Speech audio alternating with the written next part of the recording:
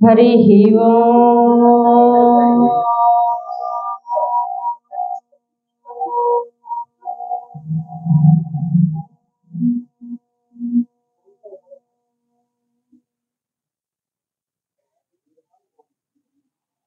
अखण्डमण्डलाकारं व्याप्तं येन चराचरम् तत्पदं दर्शितं येन तस्मै श्रीगुरवे नमः। आपदामपहर्तारं दातारं सर्वसम्पदां लोकाभिरामं श्रीरामं भूयो भूयो नमाम्यहम्। मनोजवं मारुततुल्यवेगं जितेन्द्रियं बुद्धिमतां वरिष्ठम् वातात्मजं वानरयूथमुख्यं श्रीरामदूतं शिरसा नमामि। श्रीरामदूतं शिरसा नमामि। श्री गुरुभ्यो नमः। प्रिय भगवत बंधुलारा, जय श्री राम, जय श्री राम, जय श्री राम।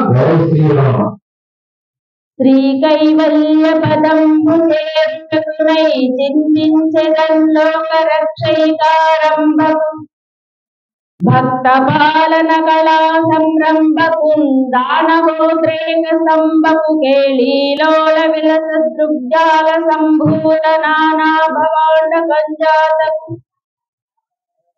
మహానందాంగనాడింబకున్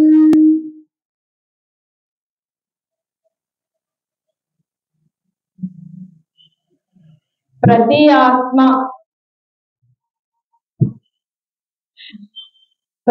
ఆత్మ కూడా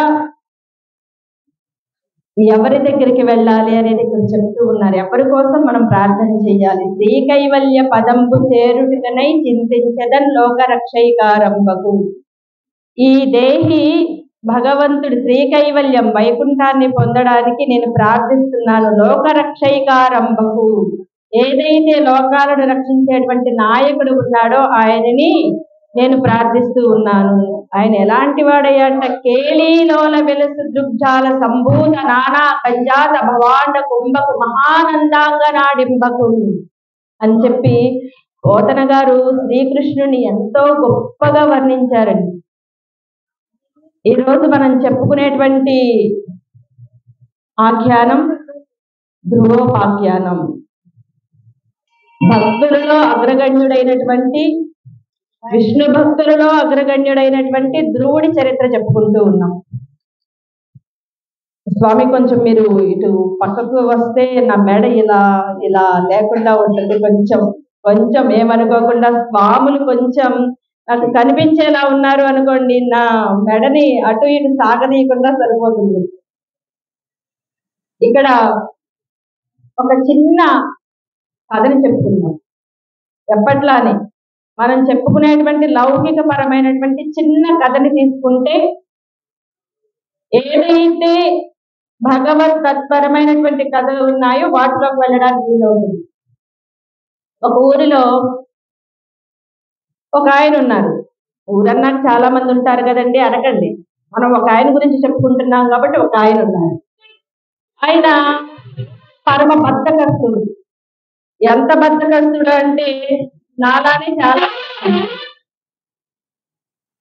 ఏమి పని చేయకుండా, అసలు కష్టపడకుండా ఈ కడుపు నింపుకొని చక్కగా నిద్రపోవాలి అనుకునేటువంటి ఒక బద్ధకస్తుడు. ఈయనకి ఈ ఇల్లు సంసారం ఇవన్నీ కూడా బాధ్యతలతో కూడినవి. ఈ బాధ్యతలన్నీ బుధాన్ని వేసుకున్నారనుకో, నా వంటికి శ్రమ పెట్టాలి అని చెప్పి ఈయన ఇల్లు పిల్లలు ఈ సంసారం జోలికి వెళ్ళదలుచుకోలేదు. వెళ్లకుండా మనకి ఈ భుక్తి ఎలా లభిస్తుంది అని చెప్పి తిరిగాడు. ఒక ఆశ్రమం దగ్గరికి వెళ్ళాడు. ఆశ్రమాల్లో భక్తులకి ఉచితంగా భోజనం పెడతారట. కాబట్టి నేను అక్కడికి వెళ్ళేసి చక్కగా ఉచితంగా ఏ పని ఏమి చెయ్యకుండా భోజనం చేసేద్దాము అని చెప్పి వెళ్ళారు. వెళ్ళేసరికి అక్కడ ఒక ఆశ్రమం దగ్గరికి వెళ్ళారండి. దాన్ని చూశారు.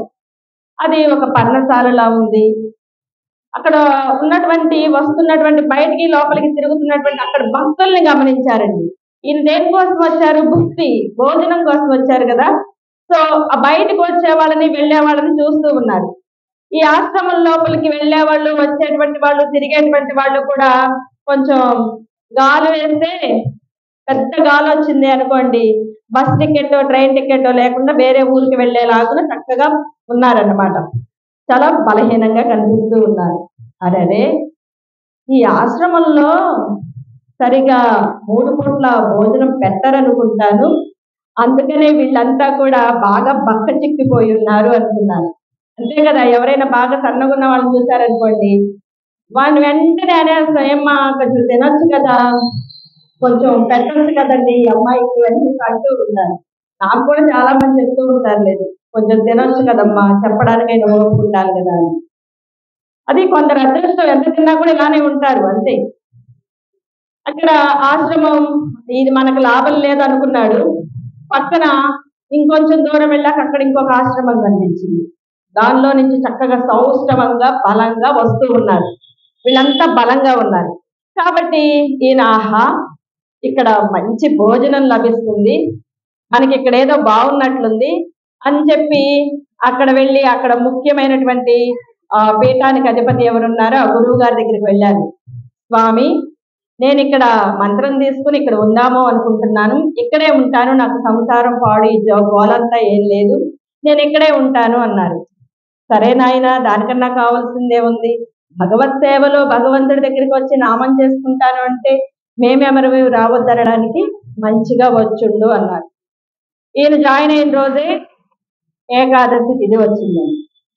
ఏకాదశిలో అంటే వైష్ణవులకి శైవులకి ఇద్దరికి పరమ పవిత్రమైనటువంటి రోజు. ఆ రోజు ఏకాదశి వ్రతం చేస్తారు కాబట్టి ఆ రోజు మధ్యాహ్నం భోజనం సమయానికి ముందు వచ్చాడు కదా ఈయన.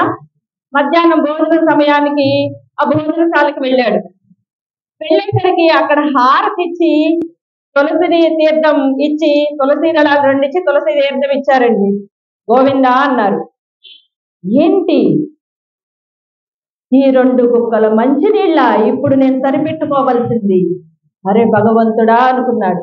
అనుకొని గురువు గారి దగ్గరికి వెళ్ళాడు.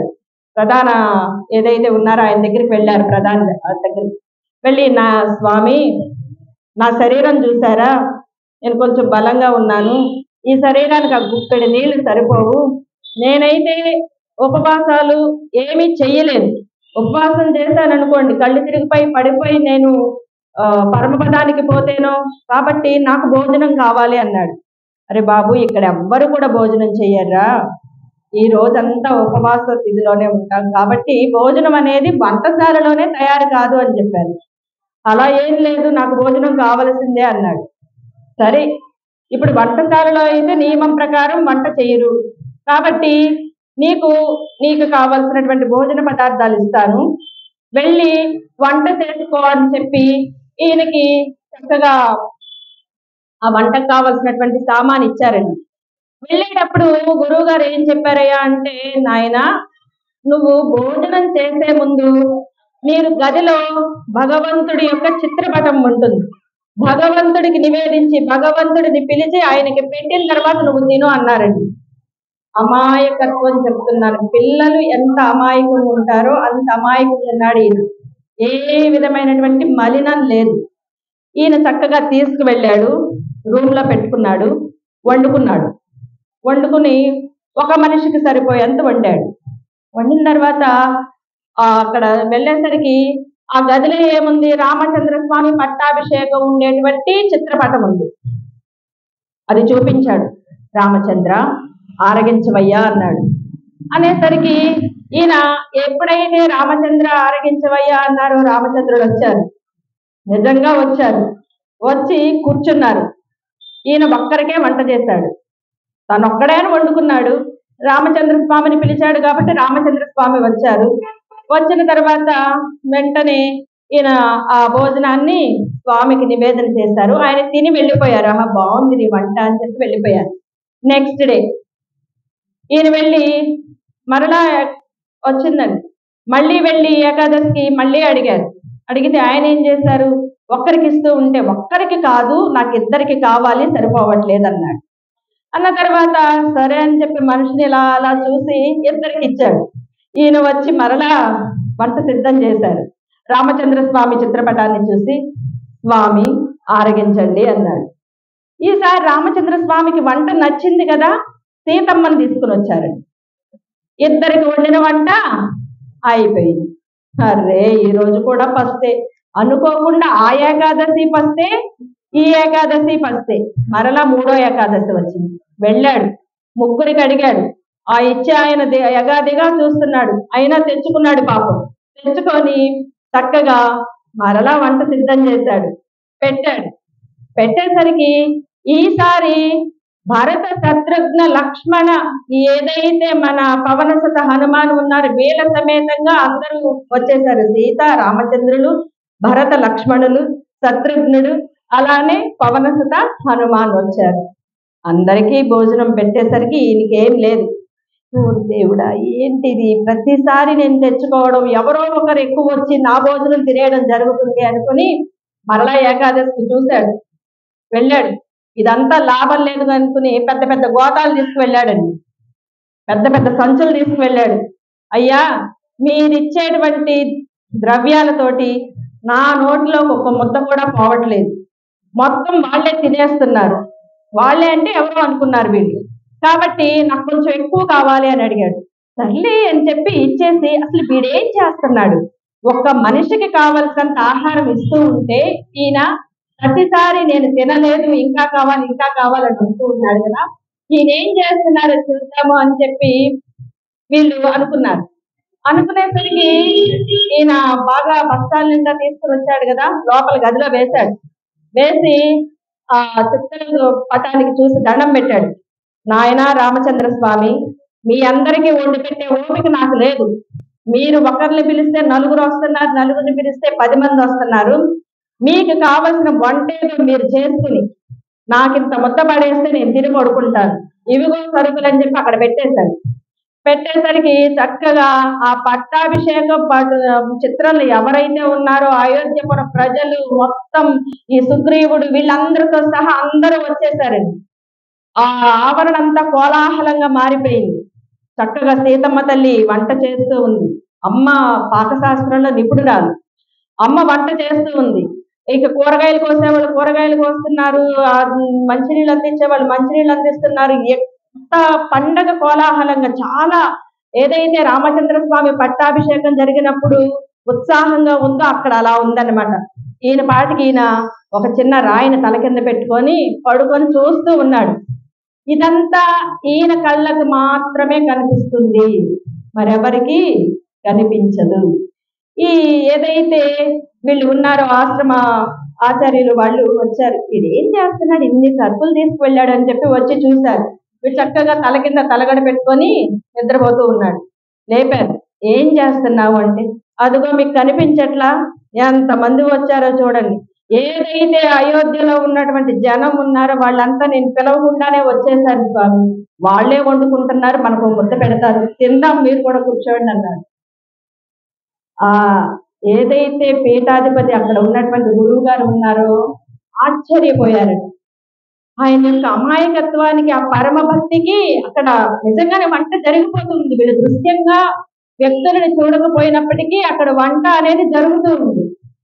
ఇక ఆయన అబ్బాయికి, ఆ అమాయకుడైనటువంటి ఆ భక్తుడికి నమస్కారం చేసి, ఓరి ఎంత అదృష్టవంతుడివిరా నువ్వు, ఎంత అదృష్టవంతుడివి, ఎన్ని రోజులుగా ఎన్ని సంవత్సరాలుగా నేను జపాలు చేసి తపాలు చేసి ఎంత పుణ్యాన్ని ఆర్చుకుని ఇదంతా చేస్తూ ఉన్నా కూడా, ఎన్ని నియమాలు నిబంధనలు పాటించినా కూడా ఇప్పటికీ నాకు అసలు మెరుపు మాత్రంగా కూడా, అంటే జ్యోతి రూపంగా కూడా స్వామి దర్శనం జరగలేదు. అలాంటిది నీకు ఒక తిథికి కాదు, ఇన్ని ఏకాదశి తిథులకి రామచంద్ర స్వామి ఆయన భార్యతో కూడి, ఆయన తమ్ములతో కూడి, అలానే పుర ప్రజలతో కూడి అందరినీ తీసుకుని వచ్చేసావు అని చెప్పి ఆయన ఎంతో ఆనందపడిపోయారట. ప్రియ భగవద్బంధువుల అమాయకమైనటువంటి భక్తి అలా ఉంటుంది. ఇక్కడ మనకు చిన్న చిన్న పిల్లలు మాలలు వేస్తున్నారు.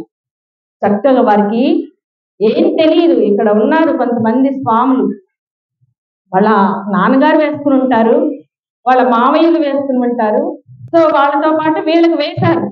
కానీ మీకు తెలుసో తెలియకో మీరు అంత మనస్సు పవిత్రంగా ఉండేటువంటి సంపూర్ణమైనటువంటి బ్రహ్మచర్యంలో ఉన్నటువంటి బాలలకి మీరు మాలలు వేశారు. వారి యొక్క మహిమ, వారి యొక్క ఏదైతే శక్తి ఉందో అది మీ అందరి మీద పనిచేస్తుంది అన్నమాట. మనకి అయ్యప్పల్లో కూడా చెప్తారు, ఒక చిన్న అయ్యప్ప ఉండాలి అని చెప్పి. అలా ఉన్నటువంటి ఉంటేనే ఆ బృందానికి శక్తి వస్తుంది. ఇక్కడ మణికంఠుడిలాగా, అక్కడ మణికంఠుడిలాగా, ఇక్కడ బాల హనుమానులు. ఈ బాల హనుమానులు ఎంత చక్కగా చూడడానికి ముచ్చటగా ఉన్నది. అంటే వీరికి నిజంగా భగవంతుడు కనిపిస్తే ఆడుకుంటారు, కానీ కనిపించాడు అని చెప్పడం కూడా చేత కాదు. అలాంటి స్వాములు మనకు ప్రత్యక్షంగా కనిపిస్తూ ఉన్నారు. ఈ రోజు మనం చెప్పుకునేటువంటి ఆఖ్యానం కూడా అలాంటి పరమ భక్తుడైనటువంటి అమాయకుడైనటువంటి 5 సంవత్సరాల పిల్లవాడి కదా ఆఖ్యానం. ఈ పిల్లవాడే ధ్రువుడు. ఈ ధ్రువుడే మనం చెప్పుకునేటువంటి ధ్రువ నక్షత్రం. ధ్రువము అంటే స్థిరంగా ఉండేది, దానికి ఇక కదలిక లేదు, ఎప్పటికీ కూడా అది చెరిగిపోతుంది అనేది లేదు. అలాంటి ధ్రువము, స్థిరమైనటువంటి దానిని ధ్రువము అంటారు. ఈ ధ్రువుడి భక్తి కూడా ఎలాంటిది అంటే, ఆయన ఎన్ని సంవత్సరాలు నడిచినా, ఎన్ని యుగాలు నడిచినా, ఎన్ని ప్రళయాలు నడిచినా, ఎన్ని బ్రహ్మకి ఎన్ని రాత్రులు పగళ్ళు వచ్చినా కూడా ఆయన భక్తిలో ఏ మాత్రం మార్పు ఉండదన్నమాట. మరి మనం చక్కగా ఆయన గురించి తెలుసుకుందాం. ఆయన గురించి తెలుసుకొని ఒక ఆత్మ పరమాత్మ దగ్గరికి ఎలా నడవాలి, ఈ ఆత్మ పరమాత్మ దగ్గరికి నడవాలి అంటే వేదాలు, శాస్త్రాలు లేదు, పెద్ద పెద్ద హోమాలు, పెద్ద పెద్ద ఏవేవో మనకు చెప్పడం కూడా చేత కానటువంటి ఏవేవో పూజలు, ఇవన్నీ చేయాలా? ఇవన్నీ చేయకుండా కూడా ఒక్క భక్తితో, నిర్మలమైనటువంటి మనస్సుతో, ఏకాగ్రతతో భగవంతుడిని పొందవచ్చు అని చెప్పి మనకి ఇక్కడ ధ్రువోపాఖ్యానం తెలియజేస్తుంది. ఏదైతే స్వయంభూ మనువు ఉన్నారో ఆయన సంతానమైనటువంటి, ఆయనకి 5గురు సంతానంలో 3 ఆడపిల్లలు, 2 మగపిల్లలు. 2 మగపిల్లలలో ఉత్తానపాదుడు అలానే ప్రియవ్రతుడు అనేటువంటి 2 కుమారులు. ఇప్పుడు మనం చెప్పుకునేటువంటి దానిలో ఉత్తానపాదుడి యొక్క సంతానం గురించి చెప్పుకుంటూ ఉన్నామన్నమాట. ఉత్తానపాదుడు ఈయన చక్కగా స్వయంభూ మనువు కుమారుడు కదా, ఎంతో గొప్ప చక్రవర్తి. ఈయనకి 2 భార్యలు ఉన్నారు, సునీతి, సురుచి. చూడండి, పేరుల్లోనే మనకు ఏం తెలుస్తుందంటే వారి యొక్క వ్యక్తిత్వం తెలుస్తుంది. ఇక్కడ మనకు వచ్చేటువంటి ప్రతి పేరులో కూడా వారి వ్యక్తిత్వాన్ని బట్టి మనకు చెప్తూ ఉంటారు. సునీతి అంటే మంచి నీతి కలిగినటువంటిది, మంచి శీలం కలిగినటువంటిది, అణుకువ కలిగినటువంటిది, చాలా సహనవంతరాలు, గుణవంతరాలు, ఓర్పువంతరాలు, ఉత్తమురాలు సునీతి. తర్వాత సురుచి అంటే మంచి రుచిని చూపించేది, కోరికను కలిగించేది. అంటే చాలా ఆమెను చూడగానే ఆకర్షణకు లోనయ్యేట్లుగా ఉండేది. అలాంటి సునీతి, సురుచి. ఎప్పుడు ధర్మాలు చెప్తూ ఉంటే జనం నచ్చరు కదండి. ధర్మం చెప్పే వాళ్ళని కొంచెం పక్కనే పెడతారు. అబ్బో వచ్చాడ్రా బాబు అనుకుంటారు కొంతమంది. అబ్బా బయలుదేరిందమ్మా ఏమా, మొదలు పెడుతుందమ్మా ఏమా. అంటే మనం ఎప్పుడూ కూడా ధర్మం చెప్పే వాళ్ళని ఏదో 1-2 సార్లు వింటారు, కానీ అబ్బా బోర్ అనుకునేటువంటి వాళ్ళు ఎక్కువ ఉంటూ ఉంటారు. కానీ ఎప్పటికైనా పనికొచ్చేది ధర్మమే. ఇక్కడ ఈ అమ్మాయి సునీతి ఏదైతే ఉందో ఈమెను అలక్ష్యం చేశాడండి ఉత్తానపాదుడు. నిర్లక్ష్యం చేసి పక్కన పెట్టేశాడు. ఈమె గురించి పట్టించుకోవడం, ఈమెతో మాట్లాడడం, ఈమె అంతఃపురానికి వెళ్ళడం ఏమీ లేదు. ఈమె ఒక రాణిగా ఉన్నదంతే. అవడానికి పెద్ద భార్య, పట్టపురాణి. కానీ పెత్తనమంతా కూడా సురుచికి ఇచ్చాడు. ఎల్లప్పుడూ కూడా ఈ సురుచి అంతఃపురంలోనే ఉంటూ ఉండేవాడు. ఆమెకు లొంగిపోయాడు ఉత్తానపాదుడు. ఆమె యొక్క అందచందాలకి, ఆమె యొక్క ఆకర్షణకి ఈయన మురిసిపోతూ ఉండేవాడు. ఎల్లప్పుడూ సురుచి యొక్క నామాన్నే పలుకుతూ ఆమె దగ్గరే ఉంటూ ఉండేవాడు. ఇలా ఉన్నటువంటి క్రమంలో సునీతికి ఒక కుమారుడు ఉన్నాడు. ఆయన పేరు ధ్రువుడు. సునీతి యొక్క కుమారుడి పేరు ధ్రువుడు. అలానే సురుచి యొక్క కుమారుడి పేరు ఉత్తముడు. ఇలా ఇద్దరికి చెరో ఒక మగ సంతానం ఉన్నారు. మామూలుగా లెక్క ప్రకారం పెద్ద కుమారుడైనటువంటి ధ్రువుడికి పట్టాభిషేకం జరగాలి ఎప్పటికైనా. కానీ ఇక్కడ సురుచి తన యొక్క ఆకర్షణతోటి ఉత్తానపాదుడిని తన చుట్టూ తిప్పుకుంటూ ఉంది కాబట్టి ఇక్కడ యువరాజుగా ఎవరు పెరుగుతున్నారయ్యా అంటే ఉత్తముడు పెరుగుతూ ఉన్నాడు. ఈ ఉత్తముడు తల్లి సురుచి అంతఃపురంలో ఉన్నప్పుడు ఎక్కువ ఉత్తానపాదుడు తండ్రి ఆ అంతఃపురంలోనే ఉంటూ ఉండేవారు కాబట్టి ఈ చిన్న బిడ్డ అయినటువంటి మన ధ్రువుడికి తండ్రిని చూడాలనిపించింది, తండ్రితో ఆడుకోవాలనిపించింది. ఎప్పుడు ఆయన తల్లి దగ్గరికి కానీ తల్లి అంతఃపురంలోకి రావడం కానీ చూడలేదు. కాబట్టి నాన్నగారు ఎక్కడ ఉంటారు అంటే పిన్ని అయినటువంటి సురుచి దగ్గర ఉంటారు. నేను నాన్నగారితో మాట్లాడాలి అన్నా, నాన్నగారిని చూడాలి అన్నా, నాన్నగారితో ఆడుకోవాలి అన్నా కూడా నేను పిన్నమ్మ దగ్గరికి వెళ్ళాలి అని చెప్పి ఈయన అంతఃపురంలోకి వచ్చారు. సురుచి యొక్క అంతఃపురంలోకి వచ్చారు. వచ్చేసరికి ఈ ఉత్తానపాదుడు చక్కగా సింహాసనం పైన కూర్చుని ఉన్నారు. ఆయన తొడ పైన ఉత్తముడు కూర్చుని ఆడుకుంటూ ఉన్నాడని. ఈ ధ్రువుడు 5 సంవత్సరాల బాలుడు. ఈ తమ్ముడైనటువంటి ఉత్తముడు తండ్రి యొక్క ఒడిలో కూర్చుని ఆడుకుంటూ ఉన్నాడు. పక్కనే తల్లి సురుచి ముద్దు చేస్తూ ఉంది. అంటే భార్యాభర్త కుమారుడు చక్కగా కూర్చుని ఉన్నారు. ఈ దృశ్యాన్ని చూడగానే ధ్రువుడికి చక్కగా నాన్నగారి ఒడిలో కూర్చుని ఆడుకోవాలనిపించింది. ఎవరికైనా అనిపిస్తుంది కదా, మన ఇంట్లో పిల్లలు కూడా అంతే కదా. ఒక బిడ్డ వచ్చి తల్లి దగ్గర కూర్చోగానే, తండ్రి దగ్గర కూర్చోగానే ఇంక వెంటనే ఆ చిన్నది ఉంటుంది కదా ఇంట్లో, చిన్నది వచ్చేసి పాజిటివ్నెస్ వచ్చేస్తుంది. అమ్మ నాది అని చెప్పి తోసేసి ఎక్కడానికి ప్రయత్నిస్తుంది. ఇక్కడ ఈ ధ్రువుడు అలా కూడా తోసేయడానికి ప్రయత్నించలేదు. నాన్నగారు నన్ను కూడా కూర్చోబెట్టుకోరు అని చెప్పి ఆ సింహాసనం దగ్గరికి రావడానికి ప్రయత్నించాడు. బాబు చిన్నాడు, ఏమి తెలియనటువంటి, లోకజ్ఞానం తెలియనటువంటి వాడు. సవతి తల్లి అంటే ఏంటి, సవతి తమ్ముడు అంటే ఏంటి అది కూడా తెలియదు. సునీతి తల్లి, మంచి చెడు చెప్పి పెంచినటువంటి తల్లి కాబట్టి ఈ విషయాలేవి ఆ బిడ్డకి తెలియదు. ఈయన ఆ తల్లి దగ్గరికి వచ్చి, ఆ తండ్రి దగ్గరికి వచ్చి నన్ను కూడా ఒళ్ళో కూర్చోబెట్టుకోండి అని అనగానే వెంటనే ఈ అమ్మాయి ఏదైతే సురుచి ఉందో తట్టుకోలేకపోయిందండి. సర్రన వచ్చేసింది. ఏమైంది? తన బిడ్డతో పాటు పక్కన కూర్చుంటాడు, ఒళ్ళో కాకపోతే పక్కన కూర్చుంటాడు, మరి ఆయన బిడ్డే కదా. అది గమనించుకోకుండా వెంటనే వచ్చేసి, అరే అరే రే సవితి కొడుక, ఇక్కడే ఆగు, నా కుమారుడి దగ్గరకు వచ్చావో బాగుండదు, నువ్వు అక్కడే ఆగు. నువ్వు కూడా నీ తండ్రి గారి ఒడిలో కూర్చొని ఆడుకోవాలి అంటే నీకు ఒక అదృష్టం ఉండాలి. నువ్వు మీ అమ్మ కడుపున పుట్టావు కదా, సునీతి కడుపున, కాబట్టి ఆమె ఒక ఎందుకు పనికిరానిటువంటి దురదృష్టవంతురాలు. ఆ దురదృష్టవంతురాలికి నువ్వు పుట్టావు కాబట్టి నువ్వు కూడా దురదృష్టవంతుడివి. నీకు ఆ అదృష్టం లేదు. అదేదో నా కడుపున పుట్టి ఉంటే నీకు అదృష్టం ఉండేది. కానీ నువ్వు నీ తల్లి కడుపున పుట్టావు కాబట్టి నీకు అసలు అలాంటి అదృష్టమే లేదు. నీకు తండ్రి ఒడిలో కూర్చునేటువంటి అదృష్టం కావాలి అంటే ఆ శ్రీమన్నారాయణుడి పాదాలు పట్టుకో, వెళ్ళి ఆయనని ప్రార్థించు, ఏడువు, మొత్తుకో, అప్పుడు నీకేమైనా స్వామి అనుగ్రహాన్ని ఇస్తాడేమో అని చెప్పి చాలా చీత్కారంగా రెక్క పట్టుకుని లాగేసి పక్కకు తోసేసి ఆ పిల్లతల్లి మాట్లాడేటువంటి మాటలు ఏమున్నాయో ఆ బిడ్డకి అర్థం కాలేదు. కానీ ఏదో తిడుతుందని మాత్రం అర్థమైంది. శ్రీమన్నారాయణుడు అంటం అర్థమైంది, నీ తల్లి దురదృష్టవంతురాలు అనడం అర్థమైంది.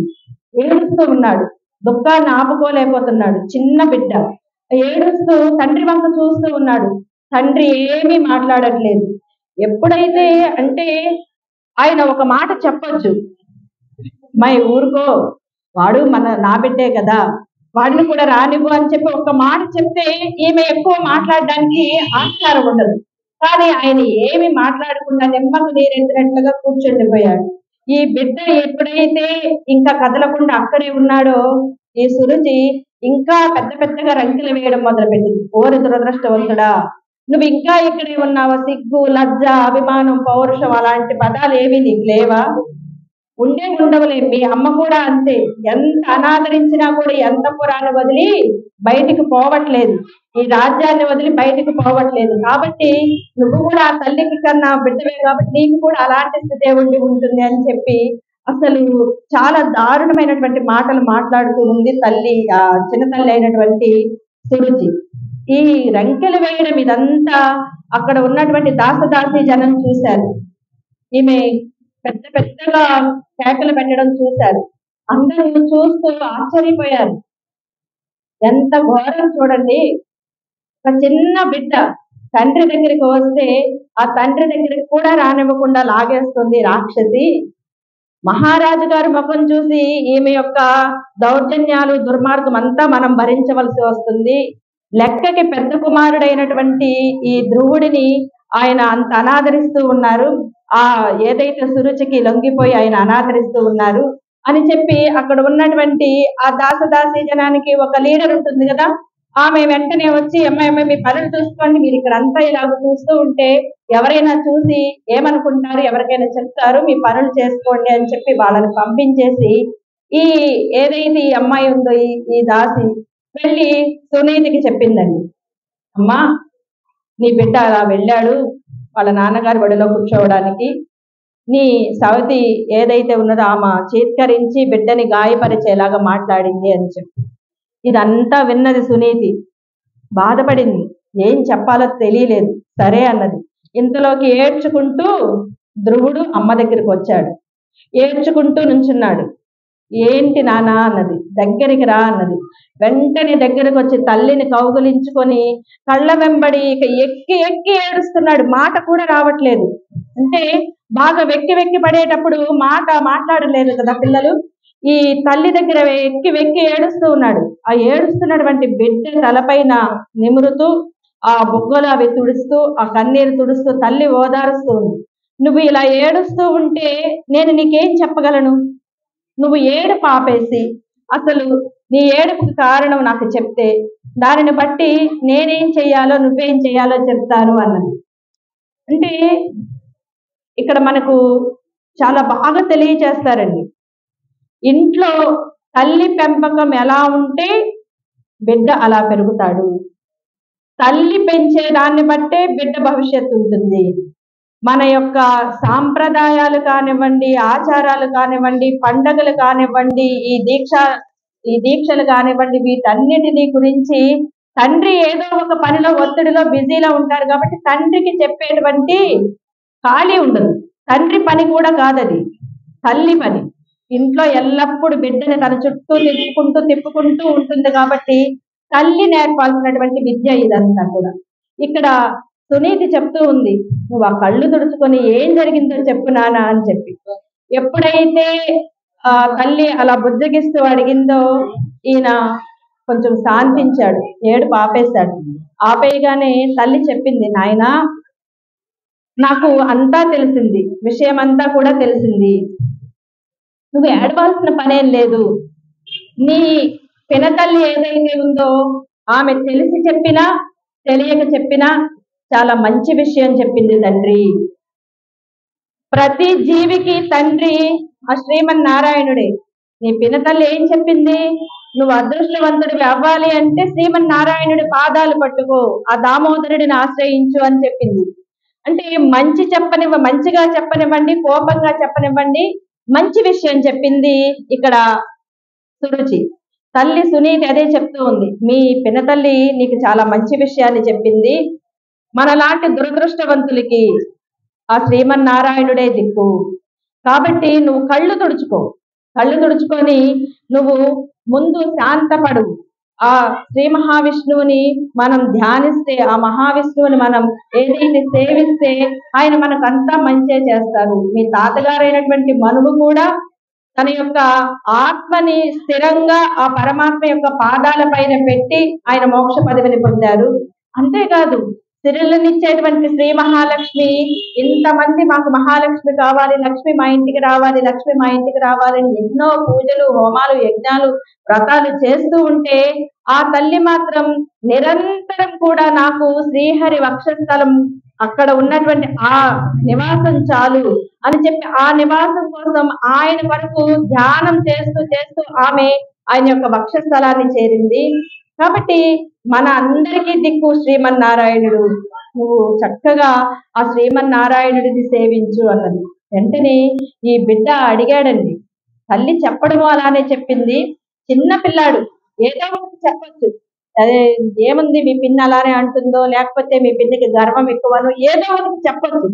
కానీ సునీతి అలాంటి మనస్సు కలిగినటువంటి స్త్రీ కాదు కాబట్టి ఆమె వెంటనే చక్కగా చెప్పింది, శ్రీమన్నారాయణుడి కోసం నువ్వు ప్రయత్నించాలి అని. ఈయన అడిగాడు, అమ్మా శ్రీ మహావిష్ణువు ఎక్కడ ఉంటారు? పిల్లలకి చాలా సందేహాలు వస్తాయండి, ఎన్నో రకాల ప్రశ్నలు అడుగుతూ ఉంటారు.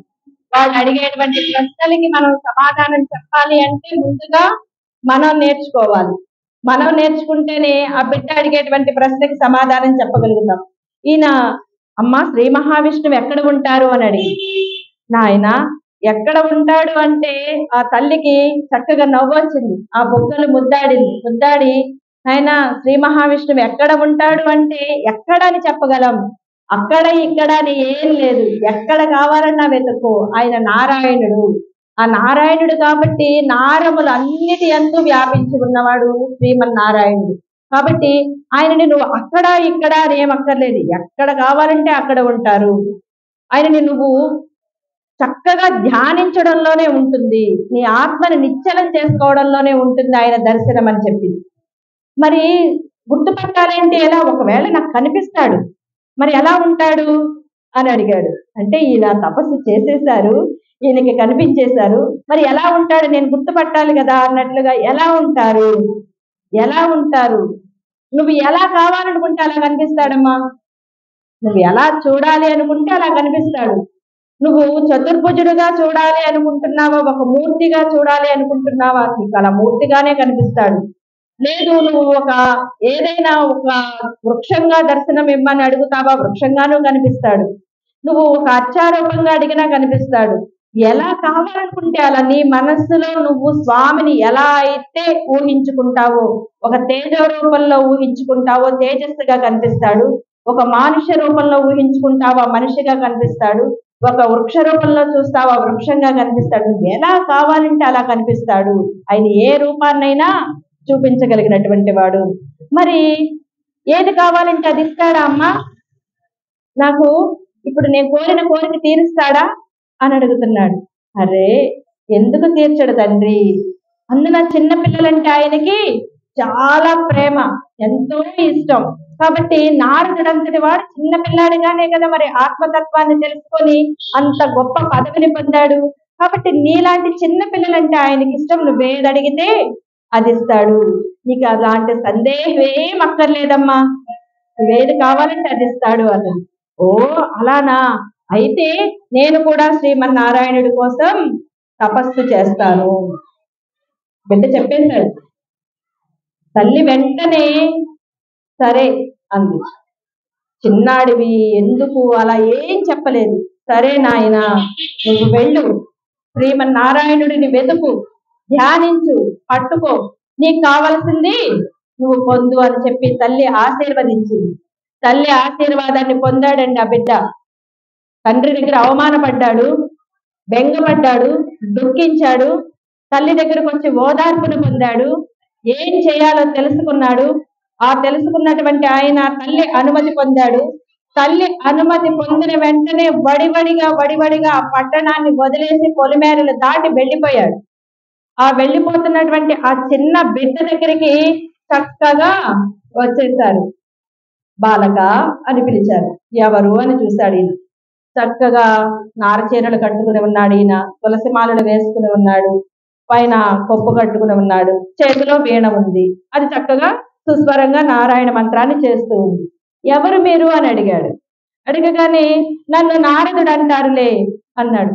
ఓ మీరేనా, మీరు చాలా ఇష్టమట కదా శ్రీ మహావిష్ణువుకి, శ్రీ మహావిష్ణువు యొక్క భక్తులలో మీరే ప్రథములట కదా. మా అమ్మ చెప్పింది నాకు చిన్నప్పుడు కథలు చెప్పేటప్పుడు మీ గురించి చెప్పింది. నమస్కారాలు స్వామి అన్నాడు. చూడండి సంస్కారం ఎంత గొప్పగా నేర్పించిందో తల్లి. ఎవరైనా పెద్దలు కనిపించినప్పుడు నమస్కారం చేసి వారి పాదాలకి నమస్కారం చేసుకోవడం అనేది సంస్కారంగా తల్లి నేర్పించింది. కాబట్టి వెంటనే ఈయన చక్కగా నారద మహర్షికి నమస్కారం చేశాడు. దానికి పొంగిపోయాడు నారద మహర్షి ఆయనలో ఉన్నటువంటి సంస్కారానికి. వెంటనే ఎక్కడికి వెళ్తున్నావు అని అడిగాడు. నాకు పని ఉందిలే స్వామి, నేను వెళ్తున్నాను అన్నాడు. ఆగు ఆగు, అసలు ఆ పనేంటో చెప్పు, ఆ పనేంటో చెప్పవయ్యా, నేను నుంచున్నాను కదా, అసలు నీ గుర్తు పూర్వోత్తరాలు ఇవన్నీ కూడా నువ్వు ఉత్తానపాదుడు కుమారుడు అని తెలుసు, కానీ రాజ్యం వదిలేసి ఇంత చిన్న పిల్లాడివి ఎక్కడికి వెళుతున్నావు అని అడిగాడు. నేను మా పిన్ని చేతిలో కొంచెం అవమానపడ్డానులే, మా నాన్నగారి ఒడిలో కూర్చోవాలని కోరిక ఉంది నాకు, మా నాన్నగారి ప్రేమను పొందాలి, ఆ ప్రేమను పొందాలి అంటే శ్రీమన్నారాయణుడిని పట్టుకోవాలి, ఆయన్ని పట్టుకోవడానికి వెళ్తున్నాను అన్నాడు. ఎంత చిన్నాడు, ఆయనకు ఉన్నది ఒకటే కోరిక, తండ్రి ప్రేమని పొందాలి. పసివాడు కదా, ఏం కోరుకోవాలి ఏం కోరుకోకూడదో కూడా తెలియనటువంటి అమాయకు దేవి. ఇందాక కథలో భోజనం కోసం వచ్చినట్లుగా ఈయన తండ్రి ప్రేమ కోసం వెళ్తూ ఉన్నాడు. సరే నాయన, మరి నుంచో, నువ్వు నుంచుంటే ఏదో నాకు తెలిసినంత నేను చెప్తాను, నేను ఆ శ్రీ మహావిష్ణువు భక్తుడిని కాబట్టి ఆయనని ఎలా సేవించాలి ఏంటో చెప్తాను, కానీ ఎందుకు నీకు ఇంత కోపం అన్నది నీ పిన్నమ్మే కదా, ఆమె మాటలు పట్టించుకోకు, చక్కగా సౌకుమార్యంగా ఉన్నావు, చిన్నపిల్లాడివి, నువ్వు అటు ఇటు తిరిగి అరణ్యంలో ఇబ్బందులు పడడం ఎందుకు, అంతఃపురంలో ఉండు, చక్కగా నువ్వు అంతఃపురంలో ఉండి వేళకి తిని ఉండొచ్చు కదా, ఇవన్నీ మర్చిపో అన్నాడు. స్వామి నేను వెళ్తున్నానులేండి అన్నాడు. వినడానికి కూడా ఇష్టపడట్లేదు. ఎప్పుడైతే ఈ పిల్లాడి యొక్క ఆ చర్యను చూశాడో నారద మహర్షి చెప్తూ ఉన్నారు, మరి అక్కడ భయంకరమైనటువంటి పులులు క్రూర మృగాలు ఉంటాయి కదా, మరి నీకేమైనా ప్రమాదం వస్తేనో అన్నాడు. మా పిన్ని అన్నటువంటి మాటలకు తగిలినటువంటి బాధ కన్నా ఏ ఘోర క్రూర మృగం కూడా నన్నేం చేయలేదులే, అవేవి నన్ను బాధించలేవి. ఇప్పటికి నాకు ఉన్నటువంటి బాధ ఏంటయా అంటే నా తండ్రి దగ్గరికి నన్ను చేరనివ్వకపోవడమే, అంతకన్నా మించిన బాధ నాకు మరొకటి లేదు, కాబట్టి నేను వెళతాను అన్నాడు. అరే ఎంత కోపం అయితే ఎలాగయ్యా, చెప్పేది విను కొంచెం అంటూ ఉన్నాడు. మరి మీరేదో గొప్ప మహర్షులని మా అమ్మ చెప్పింది, మీరు చిన్నప్పుడే ఈశ్వర తత్వం తెలుసుకోవాలి అని చెప్పి అరణ్యాలకు వెళ్ళిపోయారని కూడా మా అమ్మ చెప్పింది. ఆ ఈశ్వర తత్వంలోనే మీరు శ్రీమన్నారాయణుడి పాద పద్మాలను మనసులో స్థిరం చేసుకుని ఆయనకి పరమ భక్తుడిగా మారారని కూడా మా అమ్మ చెప్పింది. మీరేమో చూస్తే నువ్వు చిన్నపిల్లాడివి, అరణ్యాలలోకి వెళ్ళకు, పులులుంటాయి సింహాలు ఉంటాయి అని నన్ను బెదిరించడానికి ట్రై చేస్తున్నారు, ఇదంతా కుదరదులేండి స్వామి, నేను వెళతాను అన్నాడు. అరే ఇది కదా స్థిరమైనటువంటి భక్తి అంటే, ఇది కదా స్థిరమైనటువంటి సంకల్పము అంటే అని ఆయన తెలుసుకున్నారు నారద మహర్షి. వెంటనే ఆయనకి చెప్తూ ఉన్నారన్నమాట, మరి నువ్వు అక్కడికి వెళ్ళిన తర్వాత స్వామిని ఎలా ఉపాసన చేయాలి అది తెలుసుకోవాలి కదా బాలక, కాబట్టి ఆ స్వామిని ఎలా ధ్యానించాలో చెప్తాను చూడు అని చెప్పి ఆ శ్రీమన్నారాయణుడి యొక్క రూపాన్ని చెప్తూ ఉన్నారండి. మనకు ఇందాక చెప్పింది తల్లి, నువ్వు ఎలా కావాలి అని చూస్తే స్వామి అలా కనిపిస్తారు, కాబట్టి నువ్వు ఎలా ఊహించుకుంటావో అలానే ఉంటారు. కాబట్టి ఆయన యొక్క ఆ మూర్తిని నేను చెప్తాను, దానిని నీ మనోఫలకం పైన ముద్రించుకొని దానిపైనే నీ ధ్యాసను నిలుపు అని చెప్పారు. ఆ ధ్యాసను నిలుపు అని చెప్పినప్పుడు చక్కగా వర్ణిస్తూ ఉన్నారండి, శ్రీమన్నారాయణుడి యొక్క దివ్య స్వరూపాన్ని వర్ణిస్తూ ఉన్నారు స్వామి. ఎంత గొప్పగా వర్ణించే ముందు ఈయనకి ఏదైతే ద్వాదశాక్షరి మంత్రాన్ని ఇచ్చారు, నారాయణ ద్వాదశాక్షరి మంత్రాన్ని ఇచ్చారు, ఓం నమో భగవతే వాసుదేవాయ అనేటువంటి ద్వాదశాక్షరి మంత్రాన్ని ఇచ్చారు. ఇచ్చి ఈ మంత్రాన్ని చేస్తూ నువ్వు తదేక నిష్ఠతోటి ఈ మంత్రాన్ని చేస్తూ స్వామిని నీ మనోఫలకం పైన ఎలా నువ్వు ముద్రించుకోవాలి అంటే, నీ హృదయంలో ఎలా నిలిపేసుకోవాలి అంటే ఆయన ఎలా ఉంటారని చెప్తాను విను. ప్రసన్నమైనటువంటి దయాపూరితమైనటువంటి కన్నులు, ఆ కన్నుల నుంచి ఎప్పుడు కూడా కరుణ అనేది కారుతూ ఉంటుందట, అందులో కించిత్ కూడా తేడా ఉండదు, అన్ని జీవుల పైన కరుణనే చూపిస్తూ ఉంటారు. ఆయన యొక్క ఏదైతే ఆ పద్మాల లాంటి నయనాలు చక్కగా విప్పారినటువంటి పెద్ద పెద్ద కన్నులు, మంచి తీరైనటువంటి ముక్కు, ఈ కర్ణ ఏవైతే చెవులు ఏవైతే ఉన్నాయో అవి శ్రీకరాలు లాగా ఉంటాయి, ఆ చక్కటి చెవులు, శంఖాన్ని పోలినటువంటి ఆ మెడ, అలానే చక్కగా ఎర్రని పెదవులు, దొండపండు లాంటి పెదవులు అని చెప్తున్నారు. ఆ పెదవులు కూడా చక్కగా బాగుంటాయి అని చెప్పి అలాంటి పెదవులు, అలానే ఆయన యొక్క నొసటి పైన చక్కగా జీరాడుతున్నటువంటి ఆ కేశ సౌందర్యం, ఇదంతా కలిపి స్వామి చాలా ముగ్ధ మనోహరంగా నీలమేఘ శ్యాముడిగా ఎంత అందంగా ఉంటారు అంటే మనకు వల్లభాచార్య స్వామి చెప్పారు మధురాష్టకంలో, అధరం మధురం నయనం మధురం వదనం మధురం హసితం మధురం చలితం మధురం భ్రమితం మధురం. అసలు ఆయన యొక్క ముఖాన్ని చూసి అరెరే ఈ కన్నులు ఎంత అందంగా ఉన్నాయి అనుకునే లోపు ఆయన ముక్కును చూస్తామన్న, అబ్బబ్బబ్బబ్బా ఈ ముక్కు ఎంత అందంగా ఉంది అనే లోపు ఆయన పెదవులు చూస్తామన్న, అబ్బా ఎంత అందంగా ఉన్నాయి ఈ పెదవులు అనేసరికి ఆయన చెక్కిళ్ళు చూస్తామన్న, ఆ చెక్కిళ్ళు ఉన్నగా తేలి చక్కగా ఎంత అందంగా ఉంటాయి. ఈ అందాన్ని చూసేసరికి పైనటువంటి శిరోజాలు ఇంకా ముగ్ధ మనోహరంగా చక్కగా వేళ్లాడుతూ గాలికి ఊగుతూ అందంగా ఉంటుందట. ఓవరాల్ గా ముఖం అంతా చూస్తే అనేక పద్మాలని అక్కడ చేకూర్చారా అన్నట్టుగా ఒక పద్మంగా కనిపిస్తూ ఉంటుందట. అందుకనే మధురాష్టకం అతి మధురంగా ఉంటుంది. అధరం మధురం నయనం మధురం హసితం మధురం. అసలు ఆయన నవ్వుతుంటే ఇంత అందంగా ఉన్న ఆయన నవ్వుతూ ఉంటే ఇక చెప్పనక్కర్లేదు ఎంత అందంగా ఉంటుంది అనేది. ఆయన నడుస్తూ ఉన్నా అంతే మధురంగా ఉంటుందట, ఆయన తిరుగుతూ ఉన్నా అంత మధురంగా ఉంటుందట, ఆయన మాట్లాడుతూ ఉన్నా పాడుతూ ఉన్నా. ఎందుకు అంటే అందమే ఆయన. ఒక మన్మధుడు చాలా అందంగా ఉంటాడని చెప్పుకుంటాం, అలాంటి కోటి మన్మధులను కలిపినా కూడా ఈయన అందం ముందు సరిపోదట. అంత అందమైనటువంటి స్వరూపం ఆ శ్రీమన్నారాయణుడు.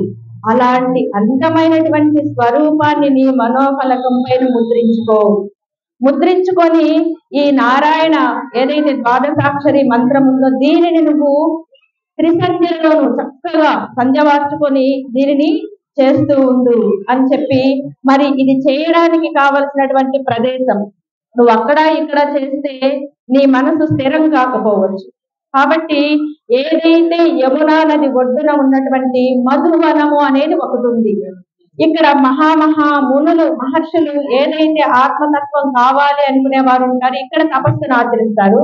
కాబట్టి నువ్వు యమునా నది తీరాన ఉన్నటువంటి ఆ మధువనము అనేటువంటి ఆ వనానికి వెళ్ళు, అక్కడ స్థిరచిత్తుడివై చక్కగా నీ తపస్సును ప్రారంభించు అని చెప్పారు.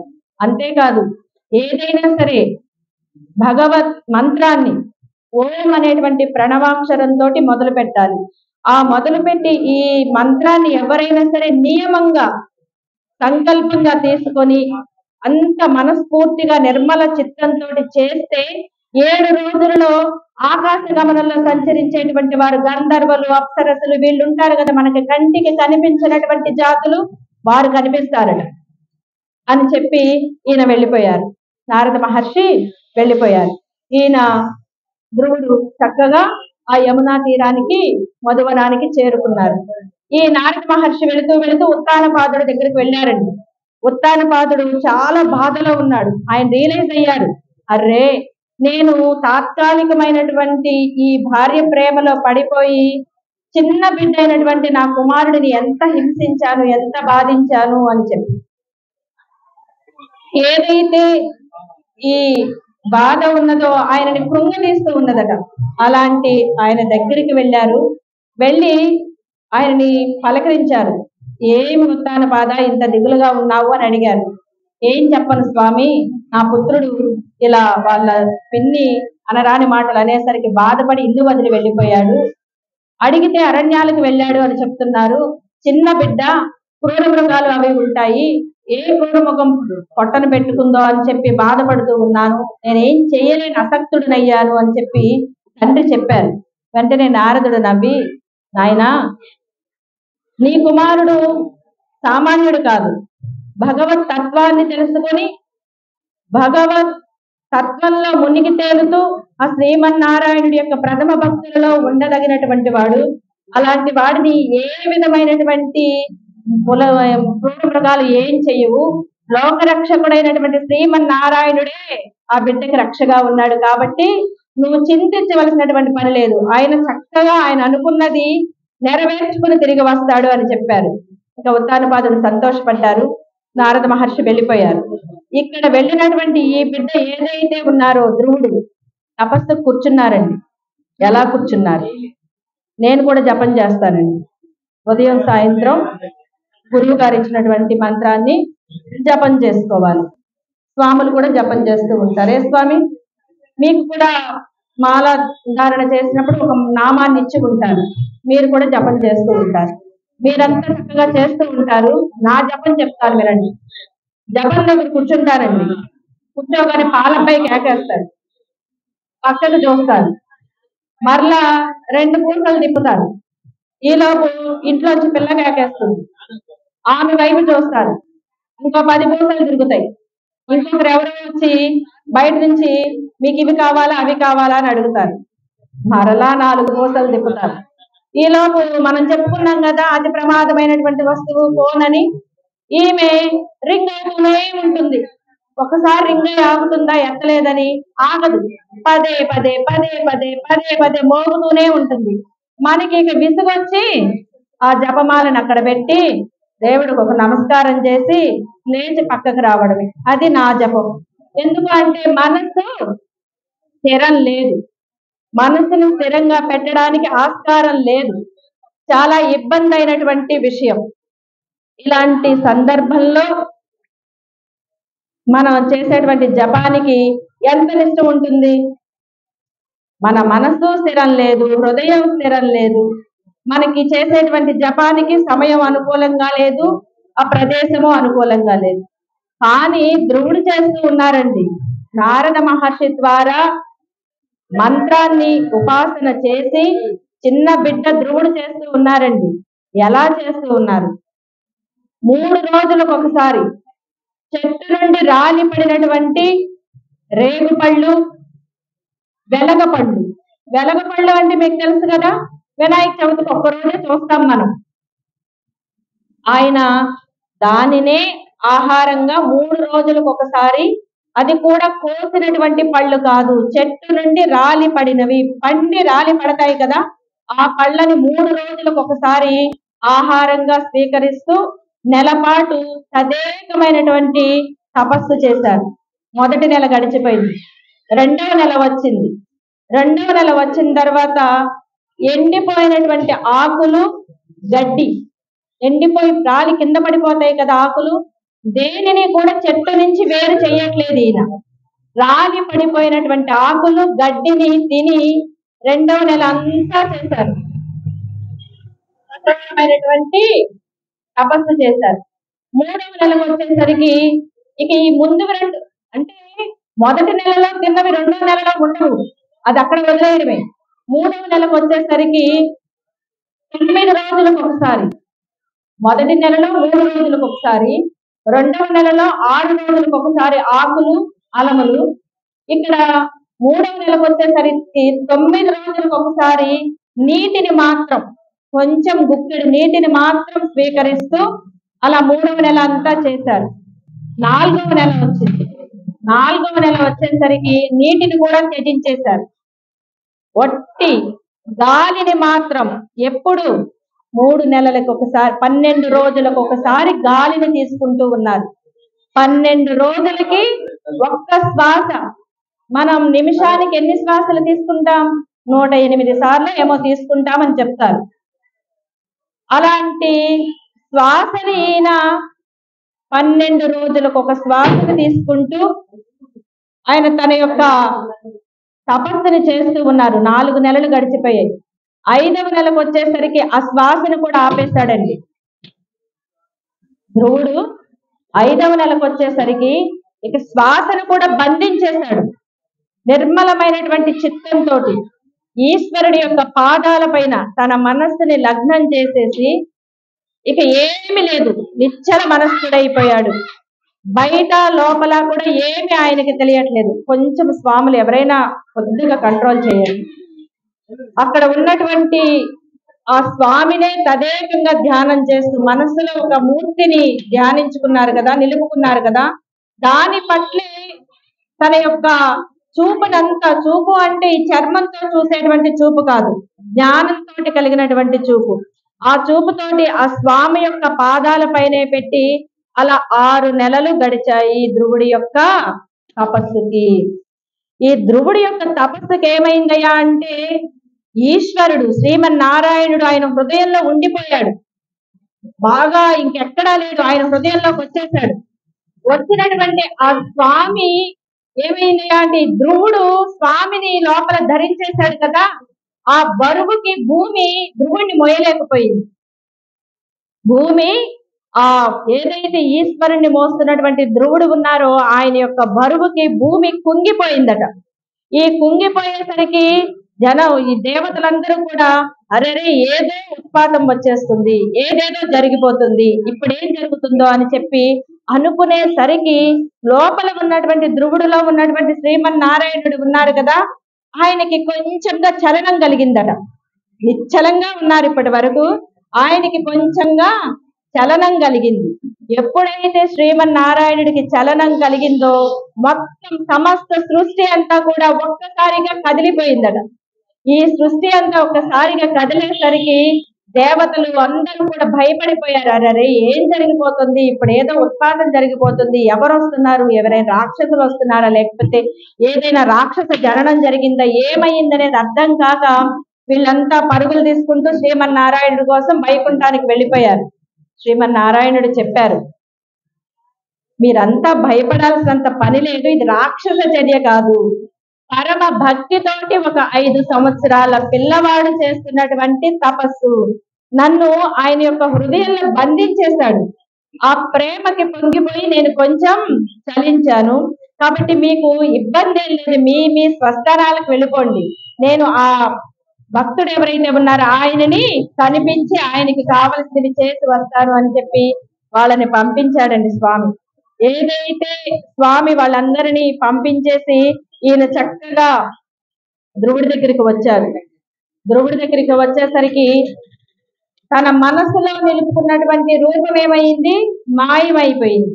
ధ్రువుడి మనసు నుంచి శ్రీమన్నారాయణుడి రూపం మాయమైపోయింది. మాయమయ్యేసరికి ఈ బిడ్డకు ఒక్కసారిగా మెలకు వచ్చింది. ఉలిక్కి పడ్డాడు, ఏడ్చాడు, బాగా బాధపడిపోయాడు, ఏడుస్తూ ఉన్నాడు.